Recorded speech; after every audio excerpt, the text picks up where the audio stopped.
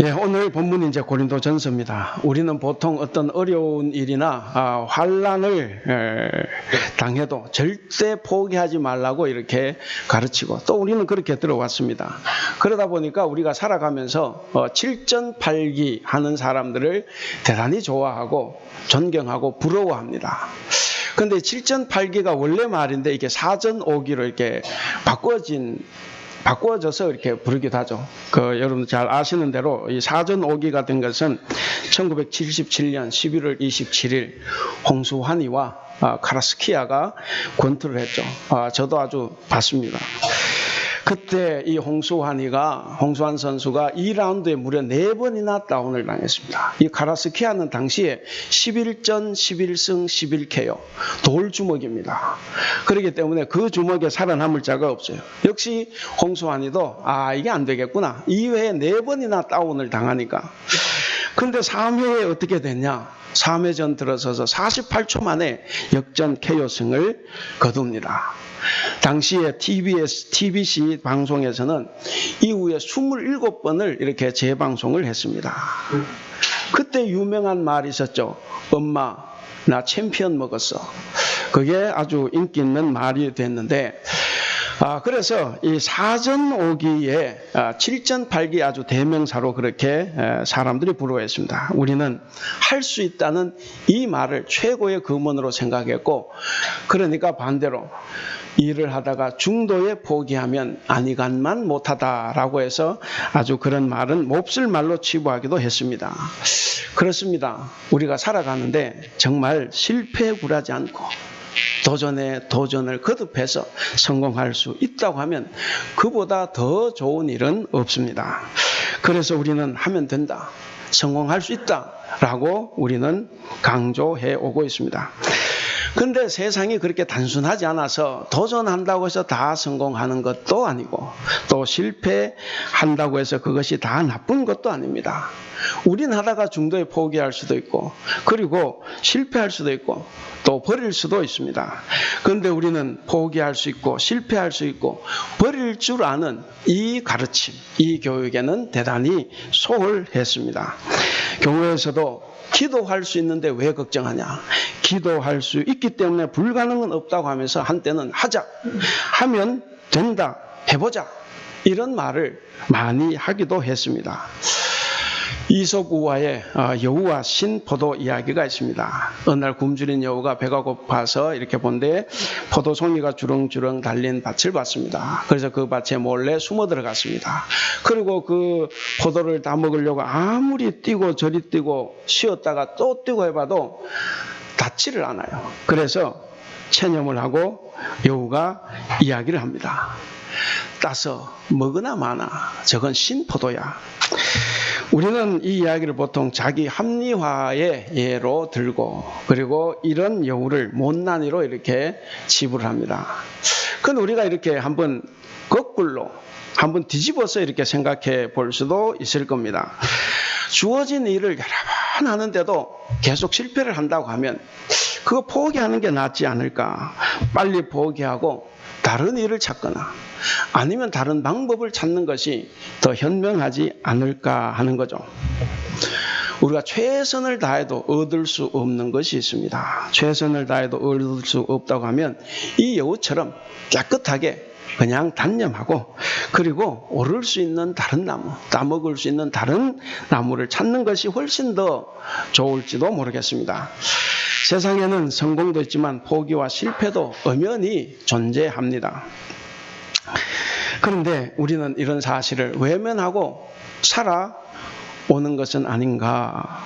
도전하고 성공하는 것은 분명히 좋은 일이지만 때로는 포기하고 그리고 실패한 것도 성공 못지않게 중요하기도 하다는 생각을 해봅니다. 양지가 있으면 반드시 음지가 있습니다. 여러분, 성경에서는 이원론이 아니라 성경은 일원론입니다. 그렇기 때문에 높은 것도 좋고 낮은 것도 좋아요. 어둠도 빛도 하나님이 창조하셨지만 어둠도 하나님이 창조하셨습니다. 모든 것이 다 좋습니다. 그렇기 때문에 양지도 좋고 음지도 좋은 것입니다. 우리도 이제는 우리에게 일어나는 이런 포기와 실패를 인정하고 오히려 손에 쥐고 있는 것을 내놓을 수 있는, 놓아버릴 수 있는 그런 훈련을 해야 한다고 생각을 합니다. 여러분, 사도 바울의 최대 사명은 뭐였습니까? 우리가 잘 아는 대로 복음 전파입니다.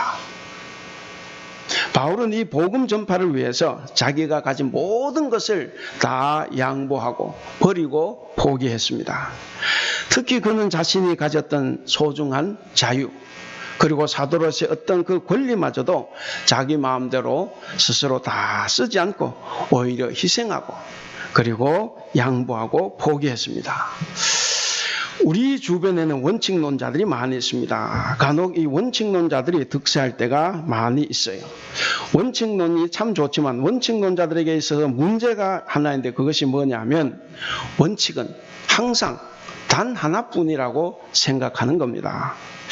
그러나 그것은 착각이죠. 우리가 살아가면 일마다 사안마다 법규적인 원칙이 있고, 그리고 도덕적인 원칙이 있고 현실적인 원칙이 있습니다. 원칙은 여러 가지가 있습니다. 바울도 그 점을 잘 알고 있었습니다. 그에게도 중요한 신학적인 원칙이 있었지만 그는 복음을 전파하기 위해서, 다시 말씀드리면 유대인이나 이방인이나 구원할 수 있다고 하면 어떤 원칙도 그는 다 포기하고 양보할 수 있었습니다. 20절에서 22절 사이를 보시면 바울은 자신의 자유와 권리를 포기하고, 그리고 자신의 신학적인 어떤 원칙도 포기하고 종이 되었다는 것을 이야기합니다. 20절을 보시면 자신은 율법 아래 있지 않지만 자신은 자유를 포기했습니다. 왜냐하면 율법 아래에 있는 자들을 얻기 위해서라고 이야기합니다. 21절에 보시면 자신은 그리스도의 율법 아래 있지만 그러나 그 자유도 그 자신도 포기했습니다. 왜냐하면 율법 없는 자들을 얻기 위해서입니다. 22절에 보시면 자신은 믿음이 강하지만 그 강한 것을 포기했습니다. 왜 그렇습니까? 바로 믿음이 약한 자들을 얻기 위함이었다라고 말하고 있습니다. 이 유대인과 이방인 중에 몇 명이라도 전도하기 위해서 바울이 행한 자세는 뭐냐면 원칙을 고수한 것이 아니라 그들과 함께 되는 것이었습니다. 그들과 함께하기 위해서 자신의 이 율법적인 원칙, 이 신학적인 원칙에서 벗어나서 그들의 입장에서 배려하는 이 현실 원칙을 그는 따랐습니다. 유대인과 이방인 모두를 포괄하고 포용한다는 것이 자칫 잘못 보면 뭔가 꼼수로 보이기도 합니다. 기회주의적인 꼼수로 보이기도 합니다. 흔히 여기서 이 말하고 저기서 저 말하는 그런 달콤한 사탕 발림으로 그들을 유인하고자 한다는 그런 오해도 받을 수 있습니다. 그러나 바울은 단순히 자기에게 유리한 기회를 엿보기 위해서 이런 태도로 복음을 전파한 것 같지는 않습니다. 우린 당연히 그것을 믿죠. 그러나 당시의 사람들은 아마 못 믿었을 수도 있다 생각을 해봅니다. 오히려 그러나 그는 자신의 권리와 자유를 다 쓰지 않았습니다. 스스로 포기했습니다. 바울이 자신의 자유와 권리를 다 쓰지 않고 모든 것을 할 수 있는 자유인이지만 그러나 스스로 종이 되어서 남을 섬기는 자유로 심화시켜 나갔습니다. 왜 그렇습니까? 자신을 죽이고 남을 먼저 배려하는 그런 타자 지향적 윤리, 이것이 훨씬 더 중요하기 때문에 그렇습니다. 여러분, 신앙은 무엇이라고 생각하십니까? 물론 오늘 본문 말씀에 비추어 보면 답이 나왔죠. 신앙은 포기하는 것입니다. 포기는 뭐냐? 내가 사랑하고 좋아하는 것을 포기하는 거예요. 내가 사랑하지 않는 것 포기하는 것 포기가 아니고 내가 사랑하고 좋아하는 것.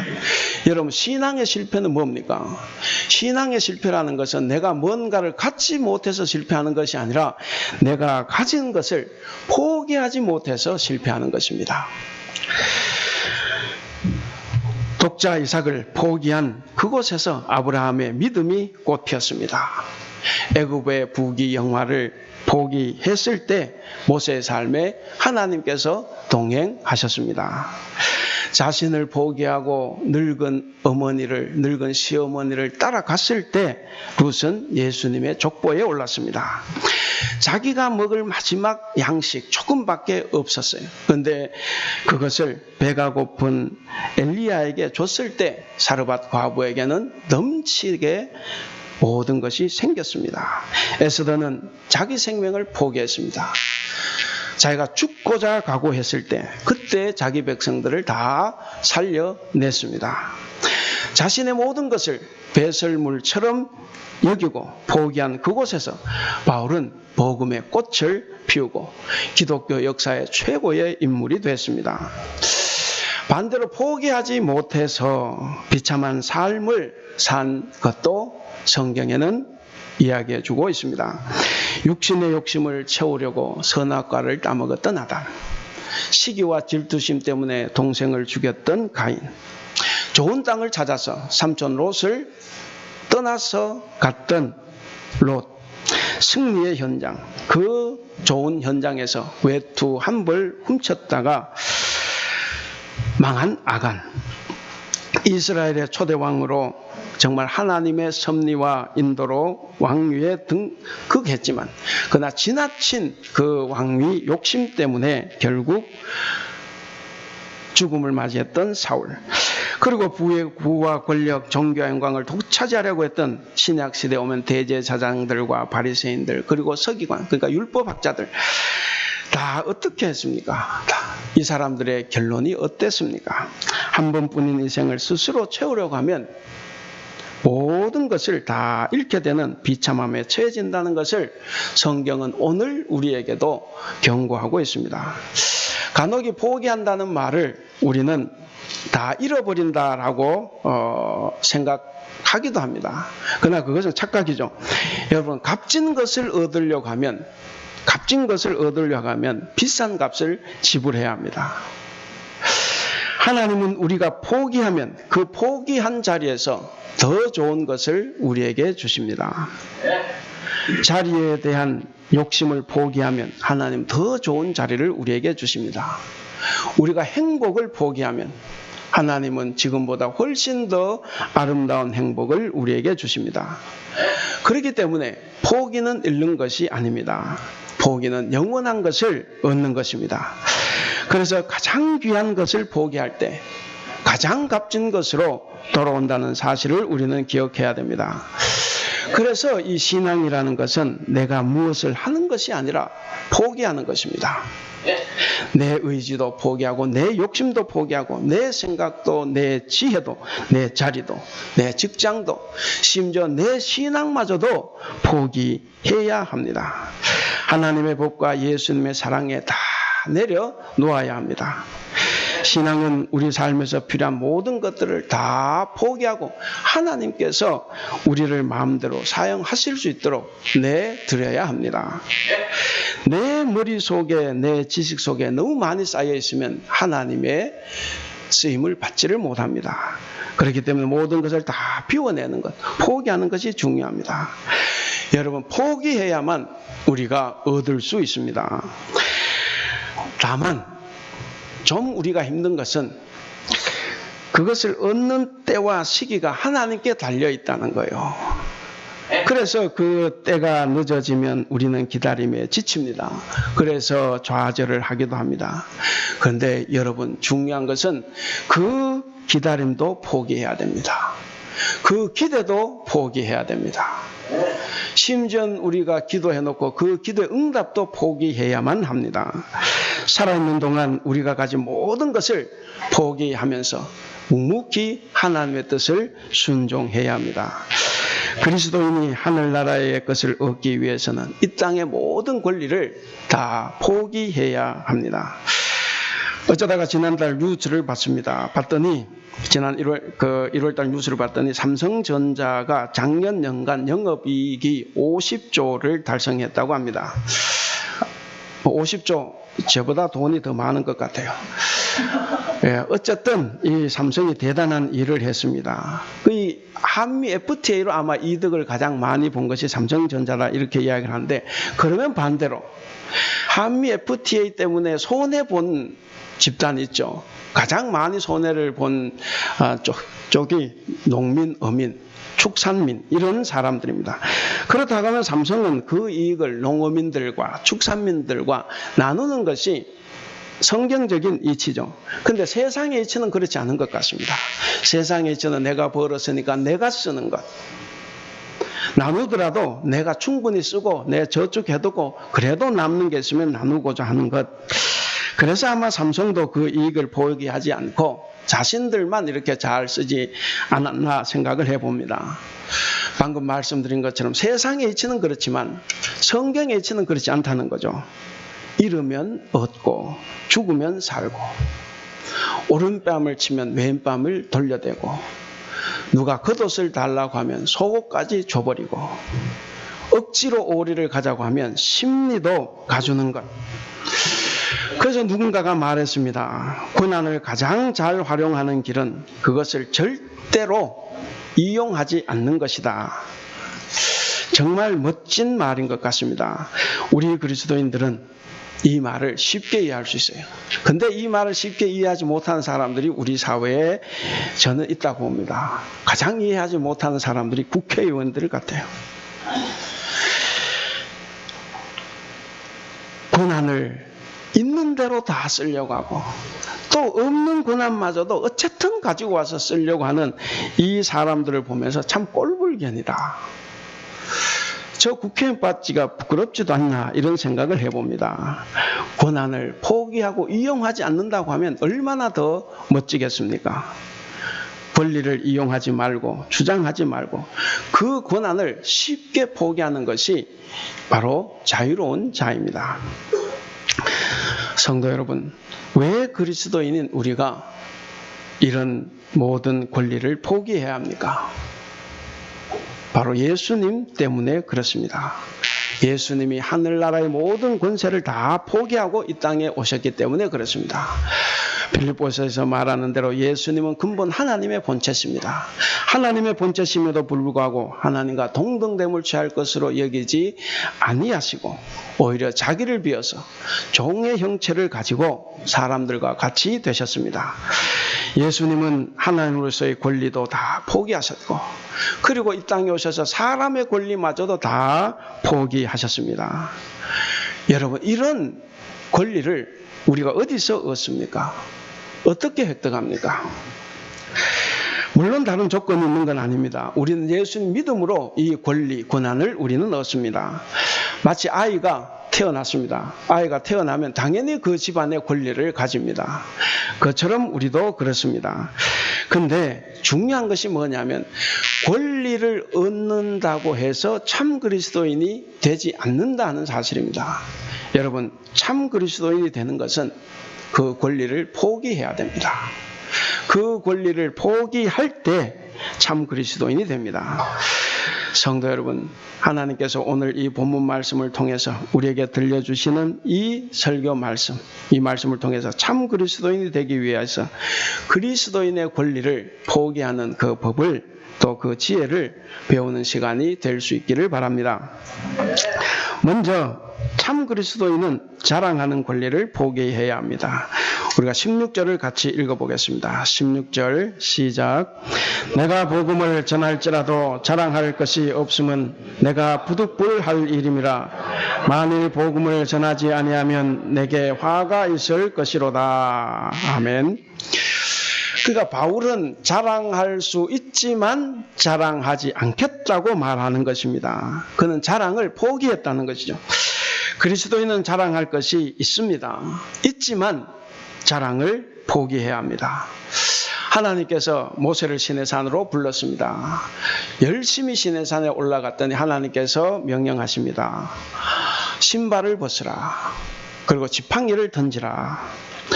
신발을 벗으라는 것은 뭐냐면 그동안 발로 다녔던 그 과거의 행적을 다 벗어버리라 하는 의미입니다. 그리고 지팡이를 던지라 라는 말씀은 지금까지 삶의 모든 경험과 그리고 자기의 정체성마저도 다 포기하라 라는 의미입니다. 하나님은 왜 이렇게 모세가 귀하게 여겼던 자랑스러운 것들을 자랑하지 못하게 하시고 이렇게 아까운 것들을 왜 포기하라고 하셨을까?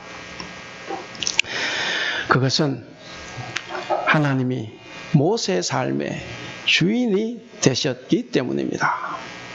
모세가 지팡이를 하나님께 던지는 순간 그 지팡이는 하나님의 지팡이가 됐습니다.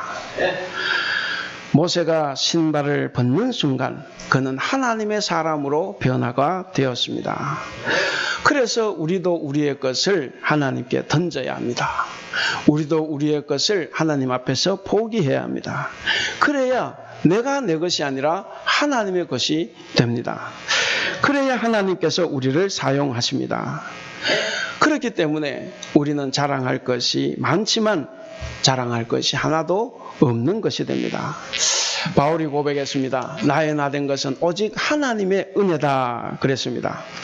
설령 자랑할 것이 있다고 하더라도 그것은 내 것이 아니라 오직 하나님의 것이라는 거예요. 그래서 성도는 자랑도 다 포기해야 합니다. 그래서 우리가 자랑하는 것, 우리가 안 하는 것이 훨씬 더 좋습니다. 아들 자랑, 딸 자랑, 며느리 자랑, 아빠 자랑, 남편 자랑, 아내 자랑 다 사실이에요. 제가 여기 와서 느끼는 것은 정말 우리 교회는 다 대부분 주재원이시다 보니까 다 잘 돼 있어요. 그래서 여기서는 자랑해도 좀 괜찮은 것 같아요. 다 같으니까. 근데 한국에 돌아가시면 그렇게 안 하는 것이 좋습니다. 너무나 차이가 많이 나기 때문에. 그래서 우리는 내 아들 취직했다. 우리 남편 승진했다. 내 딸 절세 미인이다. 웃겨요? 정말 제가 대전에 있을 때 우리 집에 꼭 저한테 자기 딸 절세 미인이라 자기 자랑을 합니다. 진짜 절세 미인이에요. 절간에서 새빵살이하는 미친 여인을 이제 절세 미인. 80년대 개그입니다. 그런데 정말 다 자랑할 만한데 그런데 안 하는 게 좋다는 말씀입니다. 요즘 우리 뉴스 보죠. 흙수저라서 아들들 취직이 안 됩니다. 남의 딸은 외모 때문에 자신감을 잃고 상심해 있고 남의 남편은 명예퇴직 당했는데 이를 외면하고 우리 집 자랑만 하게 되면 나는 웃지만 남의 집은 울고 있다 하는 겁니다.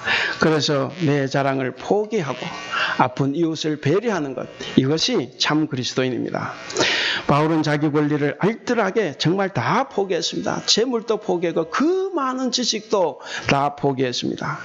유대인이라는 것도 포기했고 바리새인이라는 것도 포기했고 심지어 로마의 시민권마저도 다 포기함으로써 그는 진정한 그리스도인이 되었습니다. 간디는 말했습니다. 나의 소유를 포기하지 않는 한 신을 믿을 수 없다. 그래서 간디는 기독교로 개종했다가 다시 떠났죠. 왜? 기독교인들이 소유를 포기하지 못하니까. 우리는 포기할 때 비로소 얻습니다. 여러분들, 우리는 우리 자신을 비울 때 비로소 채울 수 있습니다. 성도는 자랑함으로써 자랑스러운 그리스도인이 되는 것이 아닙니다.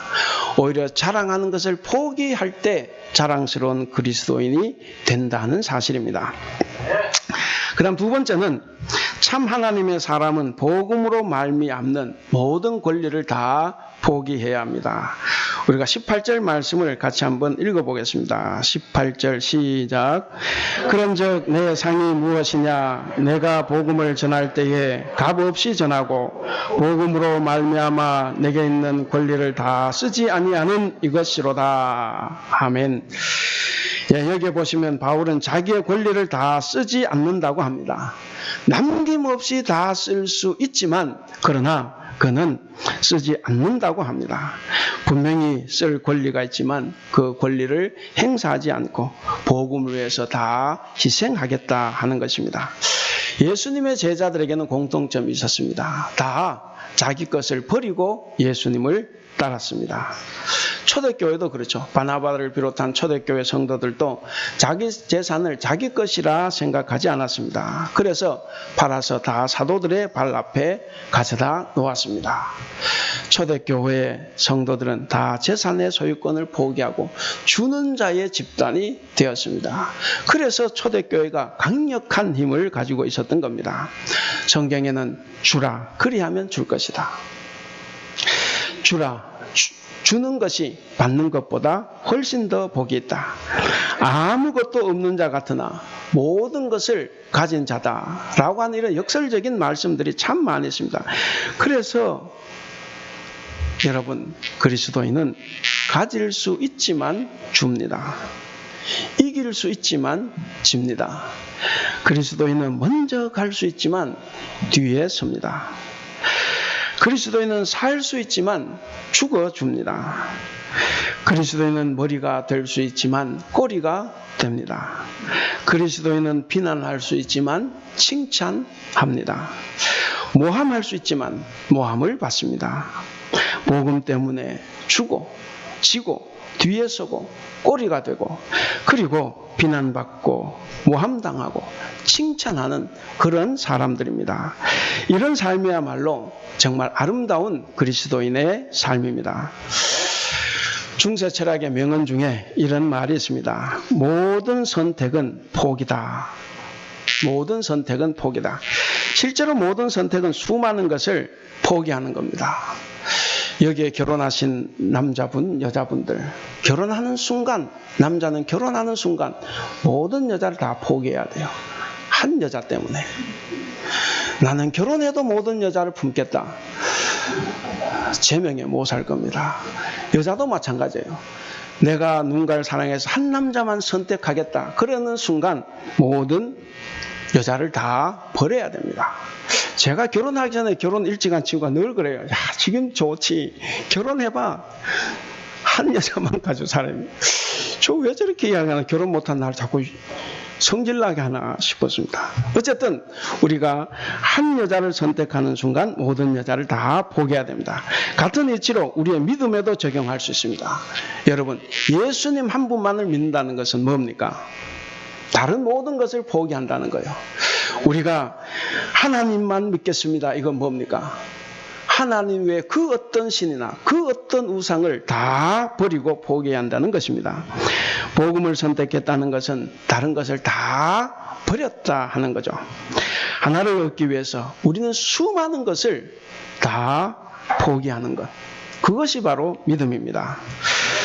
루터가 말했습니다. 빈손만이 체험을 받는다. 아무것도 아닌 것만이 뭔가가 될 것이다.